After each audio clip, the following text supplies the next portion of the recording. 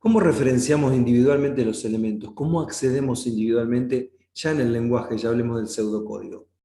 Bueno, eso se hace, como habíamos visto un poquito, a través de los corchetes. Por ejemplo, si tenemos esta estructura de clientes, que estábamos manejando hasta recién, supongamos que ahí tenemos guardados números de clientes.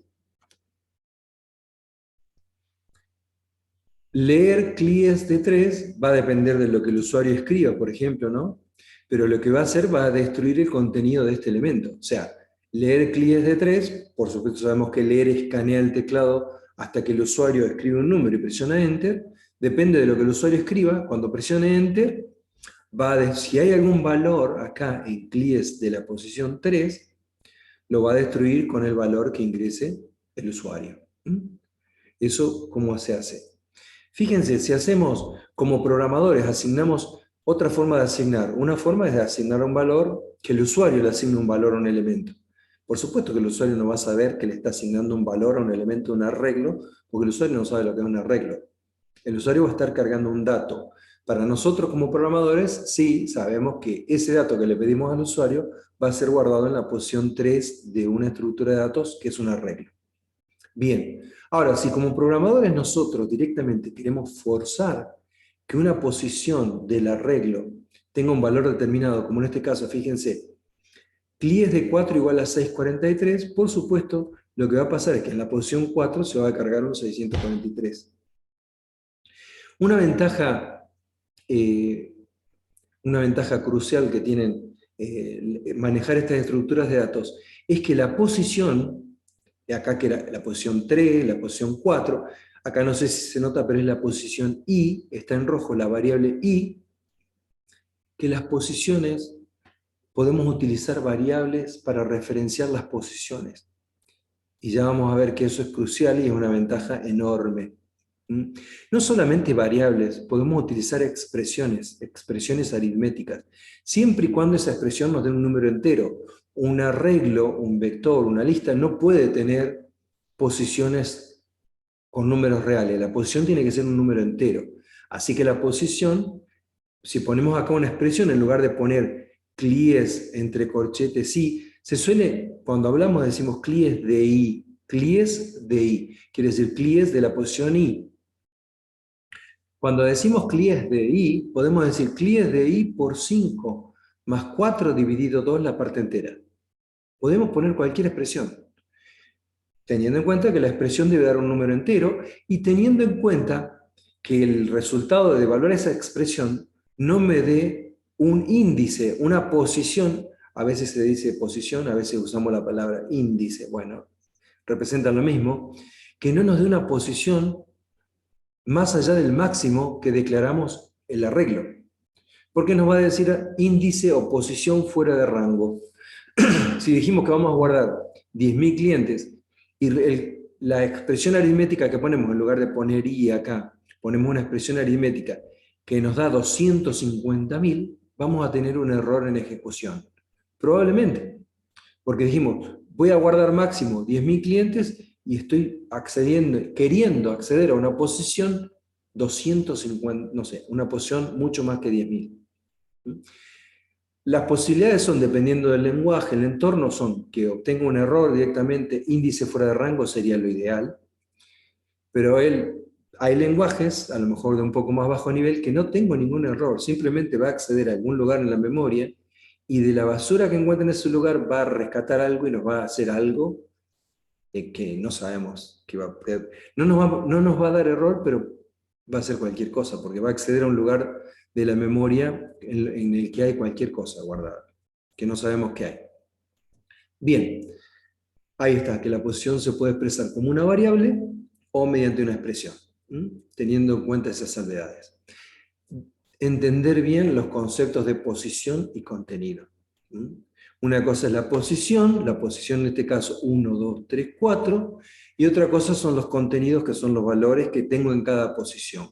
44.221, 341, etc. Bien, para ver al principio, cuando recién empezamos a manejar estructuras, cuando recién empezamos a manejar esta estructura, arreglos, nos va a pasar que por ejemplo, ¿qué representa esto? Supongamos que en la memoria tenemos esta variable i que vale 2, tenemos almacenado un 2 en esa variable, y que en este momento tenemos un vector vec o un arreglo vec en el que tenemos, no importa qué representan, edades, números de clientes, no, edades no, números de cliente, algo que representa, códigos, no importa. Tenemos todos estos cargados. ¿Qué cambios habría en esta estructura de datos si se ejecuta esta línea? ¿Qué cambios habría? ¿Qué valor cambiaría y qué nuevo valor tendría? Y ahí pausan el video y dicen, lo que va a pasar es que en la posición tal va a haber un nuevo valor que va a ser tal. Y si dijiste que lo que iba a pasar era que ahí iba a haber un 342, estabas en lo correcto. Fíjate, había un 341. Vamos a repasar qué está sucediendo. Tenemos una asignación aquí. La asignación primero evalúa la parte de la expresión de la derecha de la asignación, se evalúa. Bien. Vec de i, ¿qué es vec de i? Bueno, si i vale 2, vec de i se reemplaza, todo esto se reemplaza por un 341. 341 más 1, todo esto da 342. ¿Y en dónde se almacena este 342? En vec de la posición 2. En la posición 2 se almacena un 342. Bien, fíjense por qué jugamos con esto. Porque fíjense que acá hay algo que pareciera sonar parecido, sin embargo, estamos haciendo operaciones, pero ahora dentro de los corchetes, con las posiciones estamos jugando. ¿Mm? Acá lo que estábamos jugando es a un contenido sumarle 1. Acá a una posición le estoy sumando 2, y del lado izquierdo también le estoy sumando 1 a una posición. Esto es porque a veces uno empieza a programar y escribir, y claro, si está recién empezando, podría ser que el corchete lo ponga mal y representan cosas muy distintas. ¿Mm? Bien, analicemos este caso. ¿Qué pasaría si se ejecuta esto? Pauso el video y digo, tac, la pienso, hago las cuentas, y si dijiste que lo que va a pasar es que se va a copiar ese valor en la posición 3, estás en lo correcto. Y si no, bueno, volvé a analizarlo. ¿Cómo lo volvés a analizar? Fíjate, si i vale 2, 2 más 2, 4. Vec de 4, ¿quién es? Todo esto va a ser reemplazado por 1302. Eso es vec en la posición 4. 1302. ¿Y dónde va a ser guardado el 1302? En vec de la posición 2 más 1, en vec de la posición 3. O sea que lo que va a hacer justamente es ese 1302, lo va a almacenar ahí. ¿Mm? Esto como para entender un poquito, manejar ese concepto. Vamos a ver un programita, un programa vale por 1000 palabras, bueno, era una imagen, pero esto también es cierto. Y vamos a pasar al PSINT, al pseudocódigo. Fíjate cuál es el programa elemental que tendrías que hacer. Vamos a borrar esta línea por ahora de acá, porque lo tenemos preparado hasta para más adelante esto, por ahora. Vamos a borrarla de ahí. Bien. Un programa indentado y demás, ¿dónde la podemos esconder? La escondemos por aquí abajo. Bien, fíjate cuál sería el programa básico que tendrías que empezar a hacer antes de empezar a utilizar arreglos. Antes de hacer cualquier ejercicio de arreglos, este es el primer programa que deberías hacer. ¿Qué hace este programa? Lee un arreglo, en este caso parece que son clientes, por el nombre que tiene, y muestra los clientes. Primero vamos a ejecutarlo, a ver qué hace esto. Y ahí me muestra la ventana del usuario, vamos a agrandarla, vamos a agrandar la letra, a ver si se ve bien. Bien, me dice, ingrese número del cliente 1. Bien, vamos a suponer que tenemos los clientes codificados con 4 dígitos y que estamos cargando números de clientes. Y seguimos cargando números de clientes, no me dice ningún cartel, está más o menos la interfase, pero bueno. Yo porque soy programador sé que me va a preguntar 4, pero acá no me dicen ingrese 0 para terminar, nada. Es un ejemplo, ¿ok?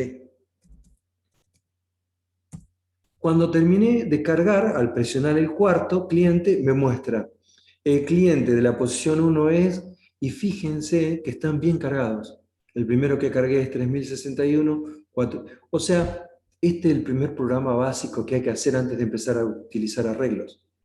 Si vos no tenés un leer clientes que funcione bien. ¿Y cómo te das cuenta que funciona bien leer clientes? Y si mostrás los clientes y te muestra que en las posiciones, los datos que cargaste están en las posiciones correctas.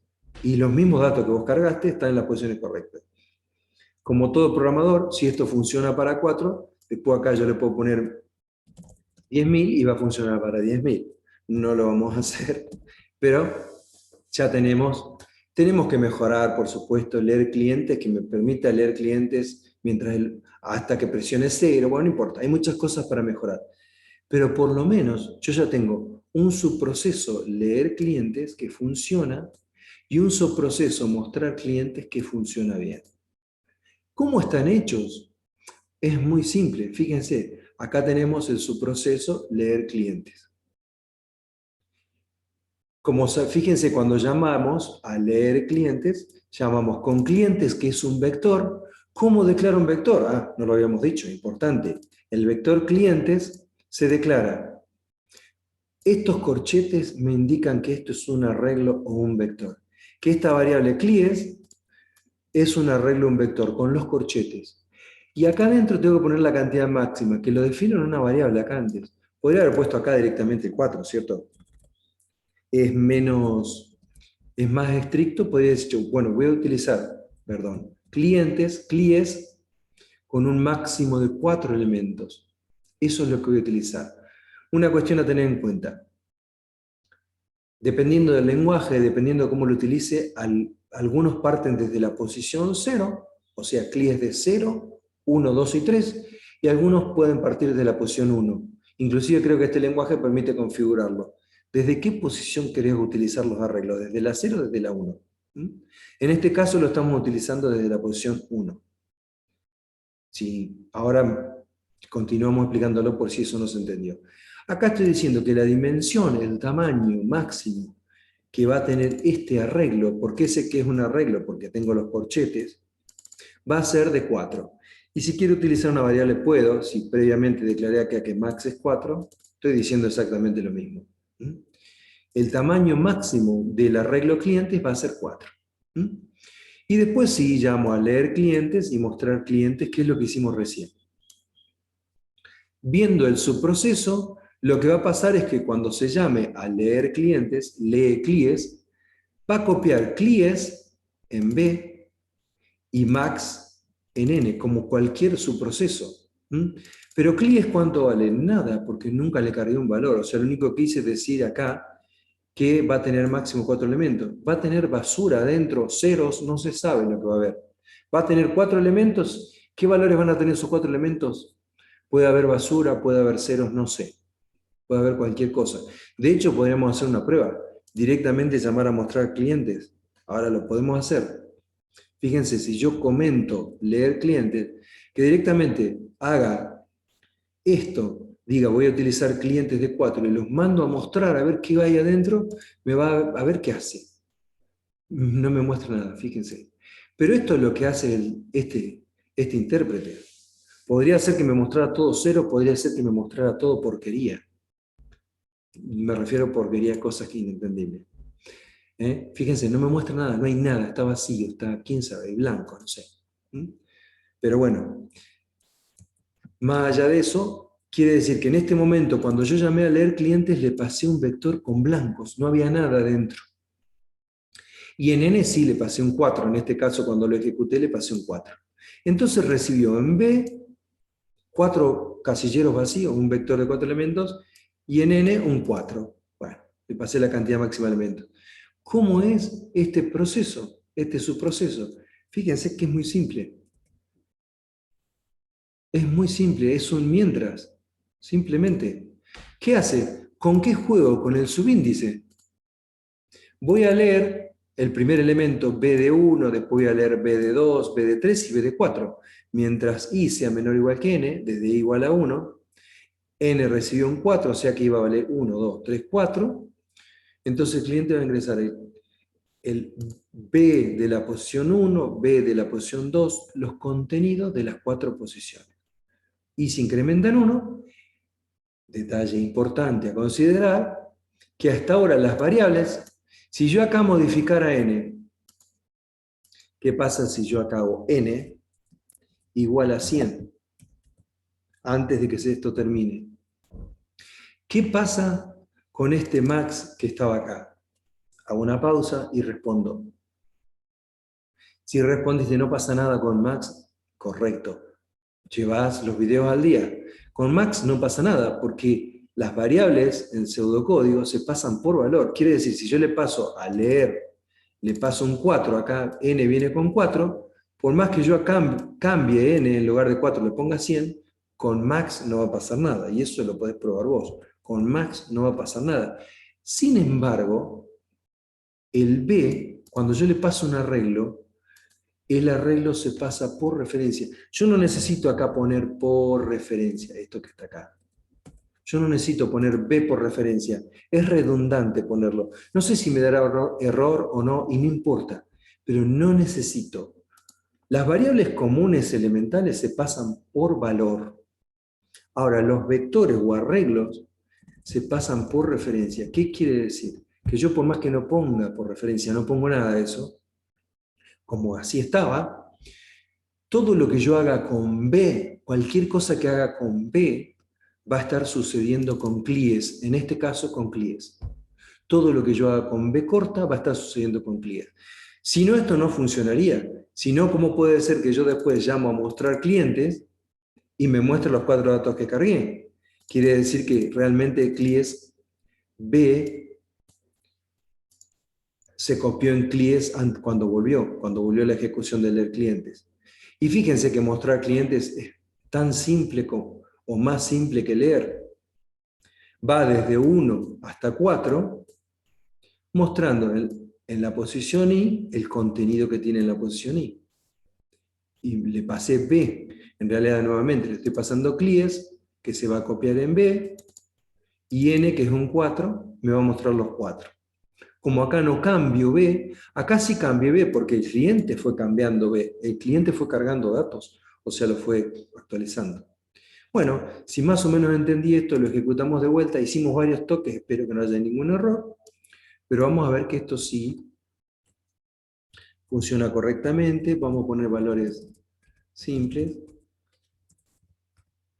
3.000, 4.000, 5.000, 6.000, esto funciona correctamente. Bien, volvemos a la diapositiva y ya vimos esto. ¿Y qué tiene lo bueno? Fíjense a lo que no vimos del algoritmo. Te voy a mostrar algo que puede ser útil. Recién acá copiamos ordenar clientes. Control. Vamos a copiar este, que es una función que todavía no te lo mostré en su proceso, pero que funciona. Lo vamos a pegar acá. Que yo cargo clientes después que me los ordene y después que me muestre los clientes ordenados. Y lo ejecuto. Vamos a ejecutar esto. Bien. Cargo cliente. Vamos a cargarlos con algún desorden. Primero cargamos 3.000, después 2.000, después 3.330 y después, uno más chico, uno más, 1.244. Me los muestra ordenados. Yo cargué primero 3.000, que fue cargado en la posición 1, después 2.000 en la posición 2, etcétera, ¿cierto? Pero después me mostró todos los datos ordenados. 1.244, 2.000, 3.000. Acá me mostró algo más. Bueno, eso habría que borrarlo, que es un dato intermedio ahí para hacer un testeo, pero me los ordenó y me los mostró ordenados. Fíjense que acá hay un subproceso, por supuesto que está definido más abajo, no importa ahora, no se lo voy a mostrar, ahora dice, profe no muestra, ok. Yo ni sé cómo ordenar clientes, pero otra persona lo hizo, o lo googleé, lo encontré en la web, lo copio y lo pego acá. Entonces, esto nos sirve para darnos cuenta que las funciones, los subprocesos, los subalgoritmos o los subprogramas nos sirven para potenciar las primitivas del lenguaje. ¿Cuáles son las primitivas? Escribir es una primitiva. Pseudocódigo entiende lo que es escribir, no necesito explicárselo. Leer es una primitiva del lenguaje. Asignación es una primitiva del lenguaje. Las operaciones son primitivas, sabes sumar, restar, multiplicar y dividir. Yo al definir un subproceso, como programador, al definir un subproceso, estoy potenciando las primitivas. Antes, el lenguaje, entre comillas, lo de antes, sabía leer, pero leer una variable elemental. Leer número, leer edad, leer nombre. Yo, como programador, puedo definir, potenciar las primitivas. Estoy definiendo un leer CLIES. Fíjense, estoy definiendo, desde ahora en adelante, el pseudocódigo, este intérprete, va a saber qué significa lee CLIES. Estuviera bueno que le hubiera puesto leer CLIES, hubiera quedado mejor, bueno, ya le había puesto lee. Pero estoy potenciando. Ahora tengo una nueva primitiva definida por mí, el lenguaje entiende esto, que en realidad lo que hace es leer un arreglo completo, una estructura completa. Entonces, con los subprogramas, yo potencio las primitivas del lenguaje. Y con las estructuras de datos, potencio los datos. Fíjense, recuerden que un programa, un algoritmo está datos y acciones. Acciones sobre datos. ¿Cómo potencio las acciones? Con subprogramas, subprocesos o funciones. ¿Cómo potencio los datos? Con estructuras de datos. Vimos la estructura de datos más elemental, que es el arreglo, pero fíjense si no las estoy potenciando. Yo acá en una sola variable, al leer clientes, si yo acá hubiera definido que voy a tener, supongamos que soy una empresa grande que tiene, no sé, 15.000 clientes, yo acá en una sola variable, en CLIES, le estoy pasando a un subproceso, o a dos, o a varios, inclusive al ordenar también a todos, le estoy pasando en una sola variable 10.000, 15.000 datos. Puedo pasárselo. Eso quiere decir que estoy potenciando los datos. No solamente por eso, sino porque ya vamos a ver más adelante estructuras de datos más complejas que un arreglo simple, en el que yo puedo pasar directamente todos los datos de todos los clientes de una empresa en una sola variable. Entonces las estructuras de datos potencian justamente los datos. Bueno, espero que te haya sido útil, que te haya servido. Comenta el video, por favor, así mejoramos. Un abrazo.